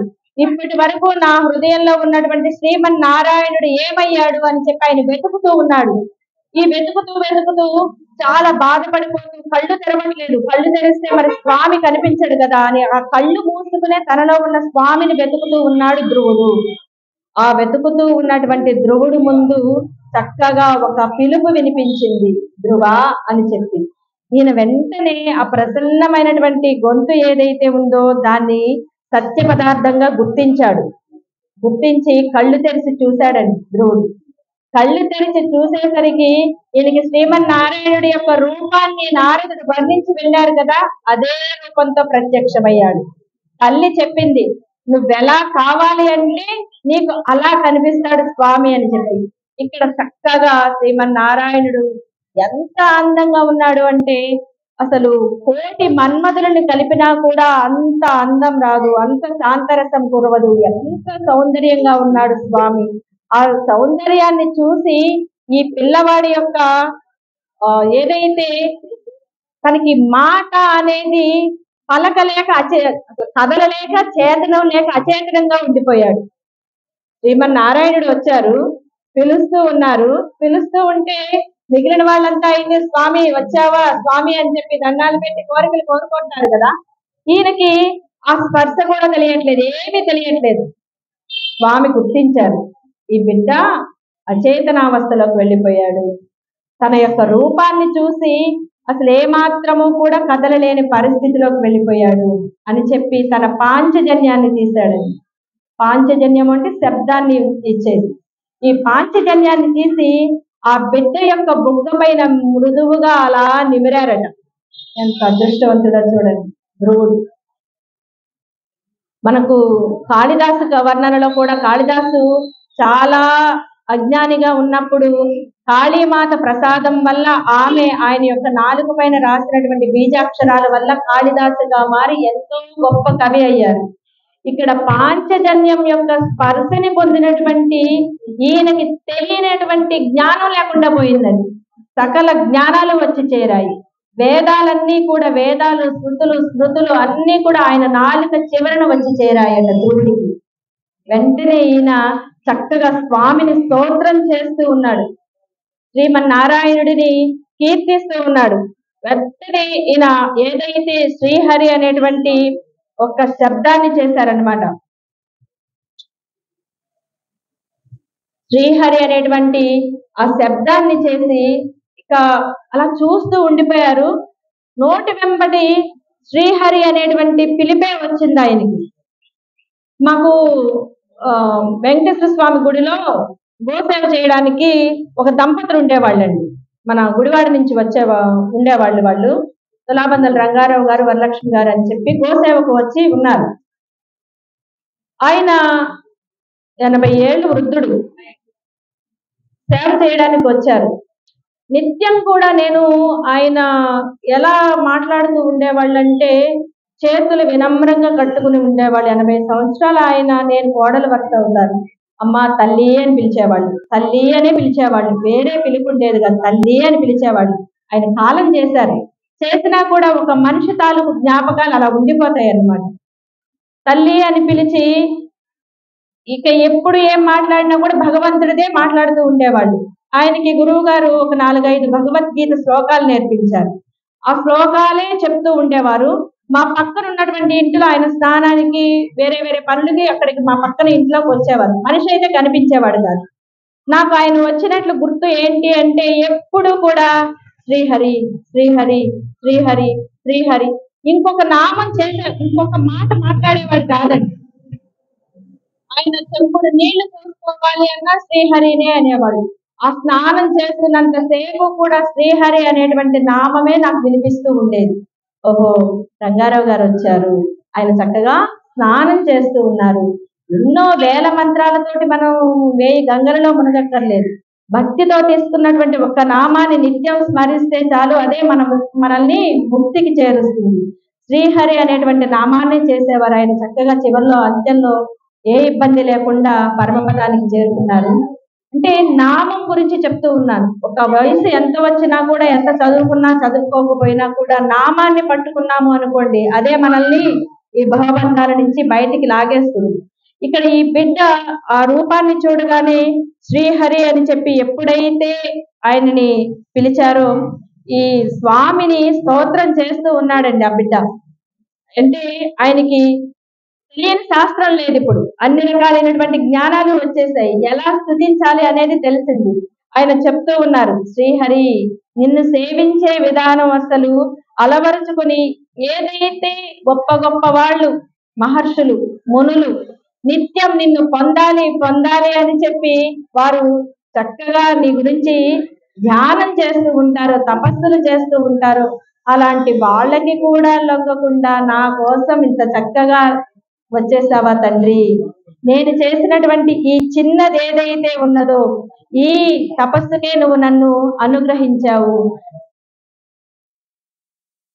కూడా నీ సేవ చేసి నీ భక్తులైనటువంటి వారితోటి స్నేహాన్ని ఉండేట్లుగా ఆశీర్వదించు. ఎప్పుడు నీ భక్తులతోటి కూడినటువంటి సహవాసమే నాకు కావాలి. నీ భక్తులు కానటువంటి వారితోటి నాకు పరిచయం కూడా అక్కర్లేదు, వారు ఎలాంటి వారైనా కూడా అని చెప్తున్నాడు. నీ పాద కమల సేవయు నీ పాదార్చకలతోటి నెయ్యమును తాంతాపార భూత దయను తాపస మందార నాకు దయచేయగదే అని చెప్పి మాలాకారుడు సుధాముడు కృష్ణయ్యని కోరుకుంటారు. కృష్ణ, నాకు ఎలాంటి వరాలు వద్దయ్యా, నువ్వేవేవో ఇస్తారన్నా, మోక్షం ఇస్తారన్నా కూడా వద్దయ్యా. ఎల్లప్పుడూ కూడా నీ యొక్క భక్తులు ఏదైతే ఉన్నారో, నీ సేవ చేసేవారు ఎవరైతే ఉన్నారో వారి సేవని నాకు అనుగ్రహించు చాలు అని చెప్పి అక్కడ సుధాముడు అడిగినట్లుగా ఇక్కడ ధ్రువుడు అడుగుతూ ఉన్నారు. నాకు నీ భక్తులతోటి చక్కగా సఖ్యాన్ని కలిగించు. ఆ సఖ్యం ఏం చేస్తుందో తెలుసా? భగవత్ స్నేహితులతోటి, భగవత్ సేవకులతోటి, భగవత్ భక్తులతోటి మనం సఖ్యం చేస్తామనుకోండి, ఏం జరుగుతుంది స్వామి? ఏం జరుగుతుంది? ఒక పెద్ద పడవ వచ్చి మనల్ని ఎక్కించుకొని ముక్తి మార్గానికి తీసుకువెళ్ళినట్లుగా వాళ్ళు లాగుతూ ఉంటారట, మన చెయ్యి పట్టుకుని, అరే నువ్వు అటుపోకురా, ఇటు వెళ్ళకురా, అటు వెళ్ళకురా, అక్కడ ఇది ఉంది, భజన ఉంది, కీర్తన ఉంది, ఒక ప్రవచనం ఉంది, లేదు ఒక ధ్యానం చేస్తున్నాం అంటే వారు నిరంతరం అదే దానిలో చరిస్తూ ఉంటారు. కాబట్టి ఆ మనల్ని పక్కకి వెళ్ళనివ్వకుండా వాళ్ళు కూడా మనల్ని అందులోనే ఉంచేలాగా చేస్తూ ఉంటారు. కాబట్టి నిరంతరం భగవద్ భక్తులతోటి నాకు సఖ్యాన్ని కలిగించు. అలాంటి సఖ్యం కలిగించావు అనుకో, ఈ లోకంలో ఈ లౌకిక లోకంలో ఉన్నటువంటి ఈ ఏదైతే భార్య, పిల్లలు, పుత్రులు, ఈ ఇళ్ళు, వస్తువులు ఇవన్నీ ఉన్నాయో వీటన్నిటి మీద మమకారం తగ్గేలాగా చెయ్యి. వీటి మీద మమకారం పెరిగే కొద్ది ఏమవుతుందండి, భగవంతుడిని మర్చిపోతాం, ఇక ఈయనతోటే ఉండాలి అనేటువంటి స్థితిని కోల్పోతాం. నా డబ్బు ఏమైపోతుందో, నా వస్తువులు ఏమైపోతున్నాయో, నా ఇల్లు ఏమైపోతుందో, పిల్లలు ఏమైపోతున్నారు అనే చింతన వచ్చింది అనుకోండి.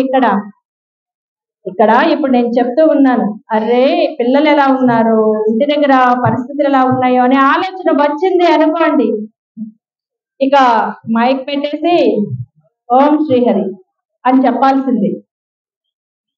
నా మనస్సుని పక్కకు పోనివ్వకు. నేను ఎలాంటి స్థితిలో ఉన్నా కూడా, నేను ఎలాంటి పరిస్థితుల్లో ఉన్నా కూడా నీకు సంబంధించినటువంటి జ్ఞానం నుంచి నన్ను పక్కకి తొలగేట్లుగా చేయకు స్వామి అని కోరుకోవాలండి. మనం ఎక్కడ ఉన్నా కూడా మన పక్కన చేరి కదిలిస్తూ ఉంటారు, గిల్లుతూ ఉంటారు, మాట్లాడుతూ ఉంటారు, జోకులు వేస్తూ ఉంటారు, నువ్వు జాగ్రత్తగా వింటూ ఉన్నావు, కానీ నీ పక్కన ఆయనకి వినాలి అని లేదనుకోండి, ఆయన నిన్ను కదిలిస్తూ ఉంటాడు, రేపటికి ఏంటి అని చెప్పి అడుగుతూ ఉంటాడు, ఏదో ఒకటి చేస్తూ ఉంటారు. దానికి మనం చలించకుండా ఉండేలాంటి శక్తిని ఇవ్వమని భగవంతుడిని కోరుకోవాలి. అలాంటి శక్తి ఎప్పుడైతే వస్తుందో మన స్థిరమైనటువంటి మనస్సు ఆయన పాదాల మీద వాలుతుంది. కాబట్టి ఓ స్వామి, నీ దివ్యమైనటువంటి, సుందరమైనటువంటి, మంగళకరమైనటువంటి, అతి పవిత్రమైనటువంటి ఈ రూపాన్ని దర్శించాను కదా, ఎంత అందంగా ఉంది. కానీ నాది ఒక కోరిక, మరి అలాంటి రూపాన్ని ఎప్పుడు దర్శిస్తాను? ఏ రూపం? సృష్టి చేసేటప్పుడు స్వామి మొత్తం ప్రళయం వచ్చినప్పుడు ఆ ప్రళయ కాలంలో సమస్త జీవులని తన కుక్షిలో ఉంచుకొని, సమస్త లోకాన్ని తన కుక్షిలో పెట్టుకొని ఏమీ తెలియనట్లుగా కరారవిందేన పదారవిందం ముఖారవిందే వినివేశయంతం వటస్య పత్రస్య పుటే శయానం బాలం ముకుందం మనసా స్మరామి. కరారవిందేన పదారవిందం, చక్కగా తామర పువ్వు లాంటి ఆ కాలుని పైకి ఎత్తి ఆ తామర మొగ్గలా ఉన్నటువంటి ఆ అరికాలుని తామర మొగ్గలా ఉన్నటువంటి చేతితో పట్టుకొని, పద్మం లాంటి చేతితో పట్టుకొని, ఈ ముఖం చూస్తే ఇంకా బాగా విచ్చినటువంటి పద్మంలా ఉంది కదా, ఆ పద్మం దగ్గరికి తెచ్చి ఆ వేలిని, బొటన వేలిని నోట్లో పెట్టుకొని క్రీడిస్తూ ఏమీ తెలియని వాడిలాగా ఈ 14 భువనరాశులన్నిటిని, సమస్త విశ్వాన్ని కుక్షిలో దాచుకుని ఒక చిన్న మర్రి ఆకు మీద పడుకుని విలాసంగా ఉంటావు చూడు. సృష్టికి ముందు ఆ స్వరూపాన్ని దర్శించాలయ్యా. నీ విరాట్ స్వరూపాన్ని చూశాను, ఇంత దివ్యమైనటువంటి విరాట్ పురుషుణ్ణి చూశాను, కానీ ఏదైతే అపురూపమైనటువంటి, అతీతమైనటువంటి, గుణాతీతమైనటువంటి, కాలాలకు అతీతమైనటువంటి, ఎవ్వరికీ కనిపించినటువంటి ఆ పరమాత్మ సృష్టి స్వరూపం ఏదైతే ఉందో దానిని చూపించవయ్యా నాకు. ఇక అంతకు మించినటువంటి కోరికలేం లేవు. అది చూడాలి అంటే ఇప్పుడు ఈయనకి అవ్వదు. కాబట్టి అలాంటి శక్తిని, అది చూసే శక్తిని నాకు ప్రసాదించు తండ్రి అని చెప్పి ఇక్కడ ధ్రువుడు ఎన్నో రకాలుగా స్వామిని స్తోత్రం చేస్తూ ఉన్నారండి. శ్రీమన్నారాయణుడిని ఎంతో గొప్ప స్తోత్రం చేస్తూ ఉన్నారు. ఆ చేస్తూ ఉన్నటువంటి ఆ స్తోత్రానికి స్వామి పొంగిపోయాడు. మన బిడ్డ ఏదైనా సరే గొప్పగా చెప్తూ ఉన్నారు అనుకోండి, చిన్న శ్లోకం చెప్తూ ఉంది చిన్న బిడ్డ వచ్చి, ఎంత ఆనందం వేస్తుందని. అందులో తప్పులే ఉండనివ్వండి, నచ్చే ఉండనివ్వండి, ఎంత ఉన్నా కూడా భగవత్ తత్వాన్ని, భగవత్ సత్యాన్ని, ధర్మ పదార్థాన్ని ఆమె చెప్తూ ఉంది, ఆ బిడ్డ పలుకుతూ ఉంది, ఆ బిడ్డడు పలుకుతూ ఉన్నాడు అన్నప్పుడు ఆ ఆనందం వేరు. ఇక్కడ ఉన్నటువంటి ఈ బాల హనుమానులంతా అలాంటి వాళ్ళే. వాళ్ళకి జై శ్రీరామ్ అంటం రాకపోవచ్చు, జై హనుమాన్ అనడంలో తప్పులు దొరలొచ్చు, సిగ్గుపడచ్చు, అల్లరి చేయొచ్చు, అల్లరి చేస్తూనే చెప్పచ్చు. కానీ వారి యొక్క భక్తిలో తన్మయత్వం ఉంది, వారి యొక్క భక్తిలో శుద్ధత్వం ఉంది. వాళ్ళకి ఏ మలినం తెలియదు. కూర్చున్నారు, ఏమి చెప్తూ ఉన్నారు, అమ్మ చెప్పేంత వరకు విందాం. ఎంత క్రమశిక్షణగా కూర్చున్నారో చూడండి. చిన్న బిడ్డలు, వారికి చిన్ని చిన్ని పంటలకు ఆకలేస్తుంది, అయినా కూడా అమ్మ చెప్పేంత వరకు మనం కదలకూడదు. మనకి పెట్టరు కూడా కదిలిన ఆ సత్యాన్ని వాళ్ళు గుర్తించారు. మనం ఒకవేళ ఆకలి అన్నా కూడా స్వాములు మనకి పెట్టరు, కాబట్టి మనం చక్కగా కూర్చుందాం. విన్నారా వినలేదా అనే తర్వాత సంగతి, వాళ్ళ జ్ఞానానికి అది అందదు. కాబట్టి అంటే పరమాత్మ పట్ల ఒక నియమమైనటువంటి నిష్ఠతో కూడినటువంటి జ్ఞానం కావాలి. ఆ జ్ఞానాన్ని ఇక్కడ ధ్రువుడు సంపాదించుకొని ఇంకా నీ యొక్క ఈ విరాట్ స్వరూపమే కాదు, సృష్టికి ఆరంభమైనటువంటి, సృష్టికి మూలమైనటువంటి నీ స్వరూపాన్ని దర్శించాలి తండ్రి అని చెప్పి ఈయన అడుగుతూ ఉన్నారనమాట. అడుగుతూ నాకు అలాంటి సేవను ప్రసాదించు తండ్రి అని చెప్పి ధ్రువుడిని అడుగుతూ ఉంటే శ్రీహరి చెప్తూ ఉన్నారు. ఆయన సంతోషపడ్డారు. సంతోషపడిన తర్వాత, ధ్రువ, నీ మనస్సు నాకు తెలిసింది, నీ మనసులో ఉన్నటువంటి కోరిక నేను గుర్తించాను. నువ్వు ఏ కోరికతోటి ఇక్కడ తపస్సు సంకల్పం, ఏ సంకల్పంతో మొదలు పెట్టాడు ధ్రువుడు? తండ్రిని చేరాలి, తండ్రి ప్రేమని పొందాలి అని కదా సంకల్పం. చివరికి వచ్చేసరికి ఆయన మోక్షాన్ని కోరుకుంటూ ఉన్నారు. కానీ ఇక్కడ సంకల్పం మొదలులో తండ్రిని చేరడము అనేది. అందుకని నువ్వు చక్కగా ఇంటికి వెళ్ళు. నీ నాన్నగారు నీ పట్ల చాలా ప్రేమగా ఉంటారు.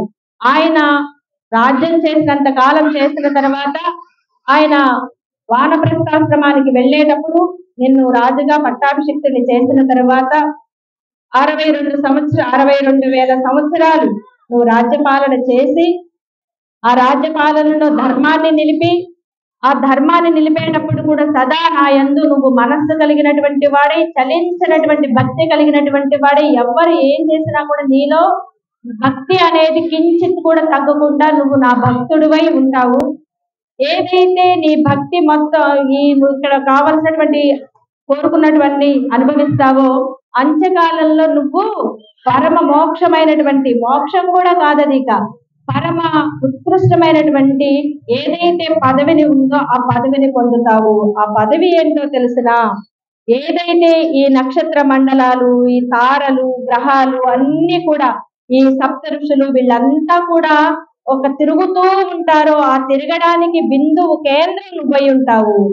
ఆ కేంద్ర స్థానాన్ని నువ్వు అవుతావు. నీ చుట్టూ తిరుగుతూ ఉంటారు. అంతటి గొప్పదైనటువంటి జ్యోతి చక్రానికి పైన ఉండేటువంటి నా వైకుంఠం దగ్గరలో ఉండేటువంటి ఏదైతే ధ్రువస్థానం ఉందో అక్కడ నువ్వు ఉంటావు. అక్కడ నువ్వు ఉండి ఎలాంటి ప్రళయాలు వచ్చినా కూడా, ప్రళయాలు వచ్చినప్పుడు సమస్త లోకాలని కుక్షలోకి తీసుకుంటారు అని చెప్పారు కదా స్వామి.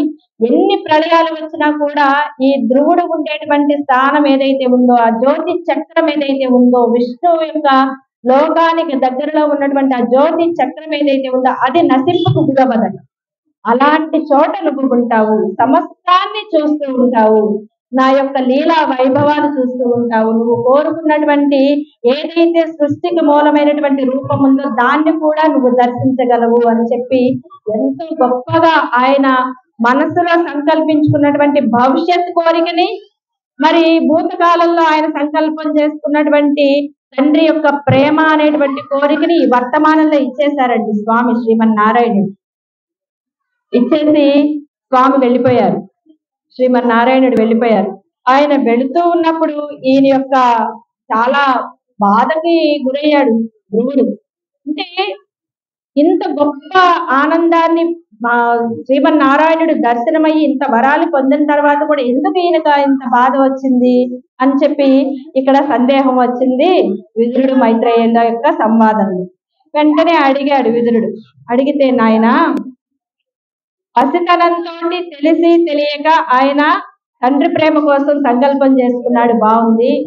కానీ ఎప్పుడైతే ఆత్మజ్ఞానిగా మారిపోయాడో అసలు కోరవలసినటువంటి పదార్థం ఏదయా అంటే ఈ మోక్షము ఇలాంటివి కాదు, ఆ శ్రీమన్నారాయణుడి దగ్గర ఉండేటువంటి స్థానం కదా, దాన్ని కోరకుండా తుచ్చమైనటువంటి కింద ఉన్నటువంటి లౌకికమైనటువంటి కోరిక కోరుకున్నానే అనేటువంటి బాధ ధ్రువుడికి ఎక్కువైపోయింది. కానీ ఆ బాధను కూడా లేకుండా శ్రీమన్నారాయణుడు చేశారు కదా. 62,000 సంవత్సరాలు రాజ్యపాలన చేసిన తర్వాత నాకు దగ్గరలో ఉండేటువంటి ఆ జ్యోతి చక్రం దగ్గర నువ్వు ఒక ధ్రువ తారగా నిలుస్తావు అని చెప్పి, ధ్రువం ఇంకెప్పటికీ నీకు నశింపు లేదు, నీ భక్తికి నశింపు లేదు అని చెప్పి ఆశీర్వదించారు కదా.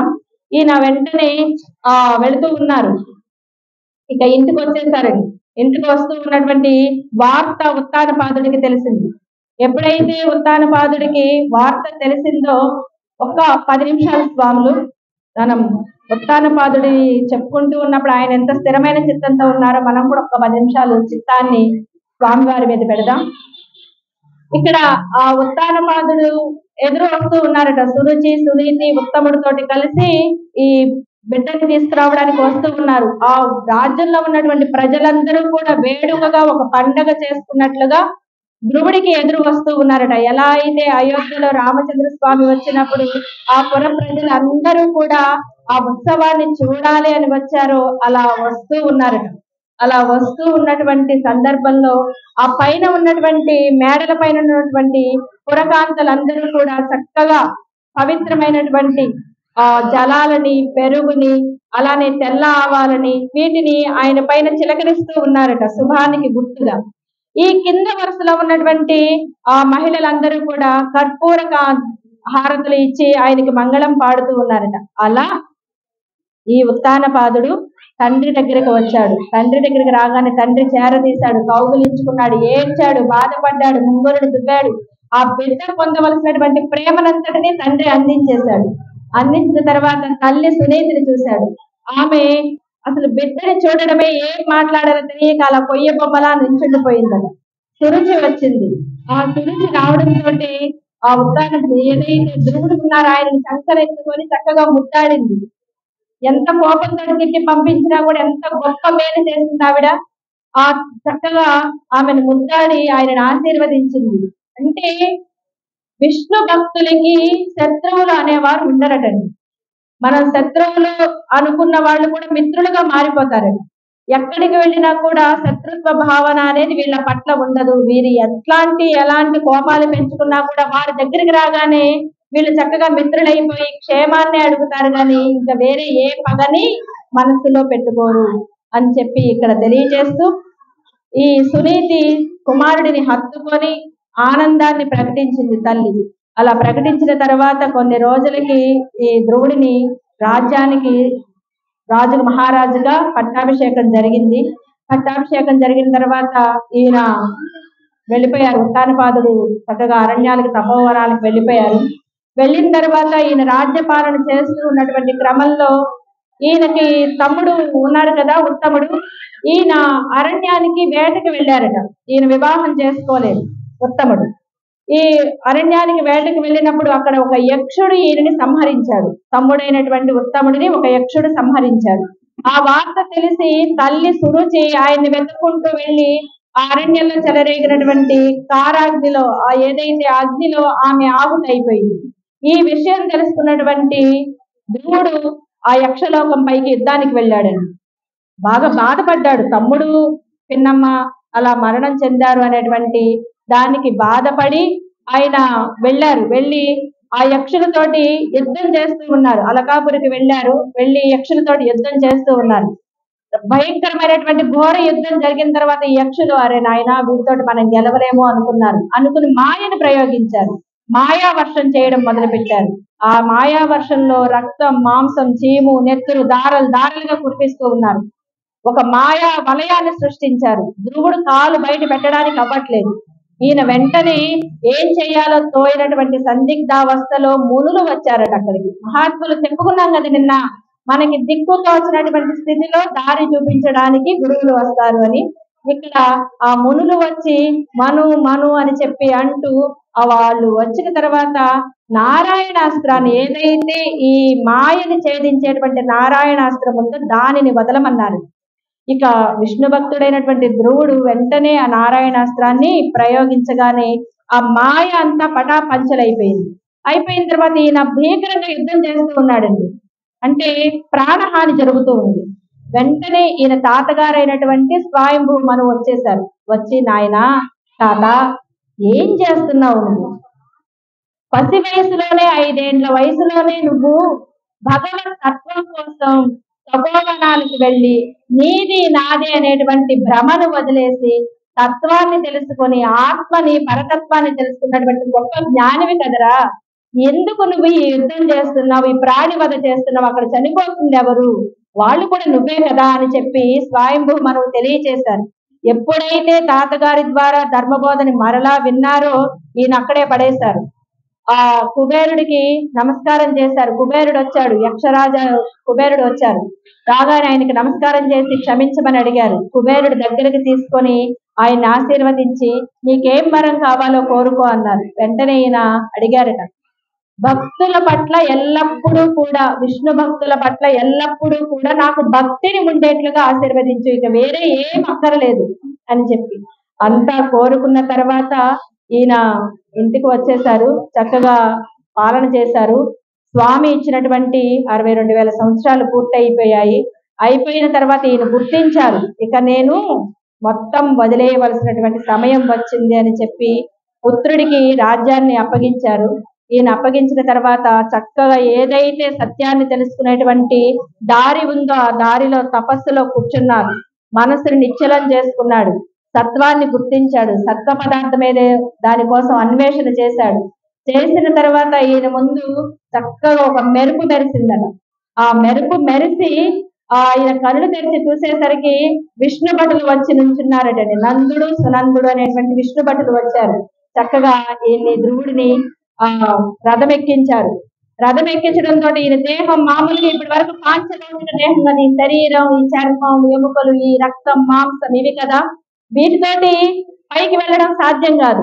ఈయన ఎప్పుడైతే రథం ఎక్కాడో ఆ రథంలోకి ఈయన ఎక్కగా ఈయన శరీరం అంతా బంగారు మయమైపోయిందట. బంగారు వర్ణంతో మెరిసిపోతుందట. అంటే దివ్య దేహం వచ్చేసింది. ఈయన తన తల్లి కోసం చూశాడు. తల్లి ఎదురుగా ఇంకొక రథంలో వెళ్ళిపోతూ ఉంది వైకుంఠానికి. ఈయన ఆనందపడ్డాడు. ఆ రథం బయలుదేరిందండి. బయలుదేరి ఈ సప్తలోకాలు అంటే పైన ఉన్నటువంటి ఈ నక్షలోకం నుంచి పైన ఉన్నటువంటి సప్తలోకాలను దాటేసింది. సప్తలోకాలను దాటి నక్షత్ర మండలాన్ని దాటేసింది. ఈ సప్తర్షి మండలాన్ని దాటేసింది. ఇక అన్నిటిని దాటుకుని ఏదైతే అన్నిటికీ పైన ఉన్నటువంటి జ్యోతి చక్రము వైకుంఠం ఉందో దాని దగ్గరకు వెళ్ళి ధ్రువుడిని అక్కడ స్థిరం చేసేశారు. ఇక్కడ శ్రీమన్నారాయణుడు. ప్రియ భగవద్ బంధువులారా, ఏదైతే అమాయకత్వంతో ఒక లౌకికమైనటువంటి కోరికతో అయినా కూడా శ్రీహరిని చూడాలి అనేటువంటి దృఢ సంకల్పంతో ఈ బిడ్డ అక్కడికి వెళ్ళాడో, వెళ్ళిన తర్వాత పరతత్వాన్ని తెలుసుకున్నాడు. ఆ పరతత్వంలో విష్ణువుకి పరమ భక్తుడిగా మారిపోయారు. చిన్న పిల్లాడు అంటే మనం చిన్నపిల్లలే కదా అనుకుంటాం. చిన్నపిల్లలు అనుకుంటే ఏదైనా సాధించగలరు అని మనకి నారదోపాఖ్యానం, ధ్రువోపాఖ్యానం ముందు వస్తారండి. ప్రహ్లాదుడు ఇంకా గొప్పగా చెప్పుకోవచ్చు. ఆయన చరిత్ర మనకు తెలియజేస్తుంది. ఈ ఏదైతే ధ్రువోపాఖ్యానం ఉన్నదో దీనిని ఉదయం సాయంత్రం సమయాలలో పూర్ణిమ అమావాస్యల రోజు, ద్వాదశి నాడు, ఆదివారం నాడు, ఈరోజు ఏ వారం అండి? మనం అనుకోకుండా, అంటే నేను కూడా అనుకోలేదు ఆదివారం వస్తుంది అని. నేను మొత్తం చూసిన తర్వాత ఈరోజు ఆదివారం అయ్యింది.